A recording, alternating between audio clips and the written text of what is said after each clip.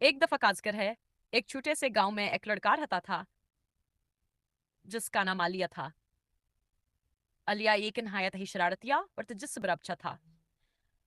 इसकी आदत थी कि वो हर चीज के पीछे क्यों जाए जानने की कोशिश करता। गांव के लोग उसे बहुत पसंद करते थे, लेकिन कभी कभी आसे की शरारतें उन्हें मुश्किल में डाल देती थीं। एक दिन अली को एक अजीब पर अनीकता मल्ली जवास के दादा के कमरे में रखी हुई थी। किताब का सरवर कब्दा पर असरार था और उस पर अजीबो गरीब नकोश बने हुए थे। अली को यकीन था कि इस किताब में कोई राज छुपा हुआ है। उसने जल्दी से किताब खोलिया और अंदर लिखे हुए कुछ अल्फाज बुलंद आवाज में पढ़ दिए। जैसे है अली ने वह अल्फाज पढ़े, अचानक एक चमकदार रोशनी से पूरा कमरा भर गया और एक छोटा सा नमोदार हुआ।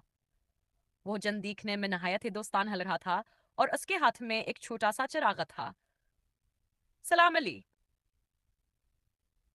जिन ने मुस्कुराते हुए कहा। मैं इस चिराग का जिन हूं और तुमने मुझे आजाद कर दिया है।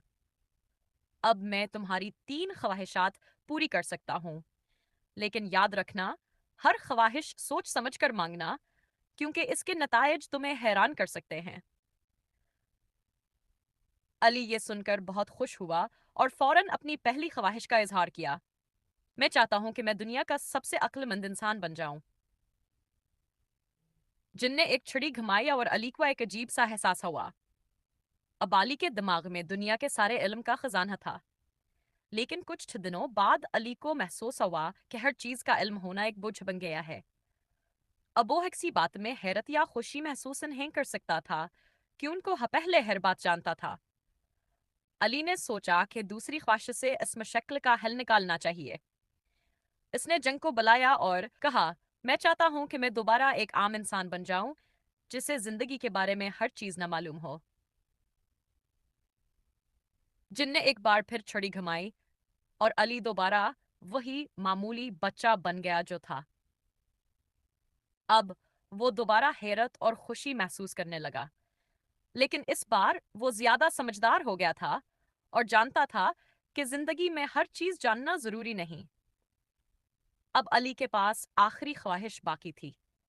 इसने कुछ देर सोचा और फिर बोला, मैं चाहता हूं कि इस दुनिया में सब लोग खुशहाल और महफूज जिंदगी गुजार सकें। जिन ने एक बार फिर छड़ी घमाई और कहा, तुम्हारी आखिरी ख्वाहिश पूरी हो गई।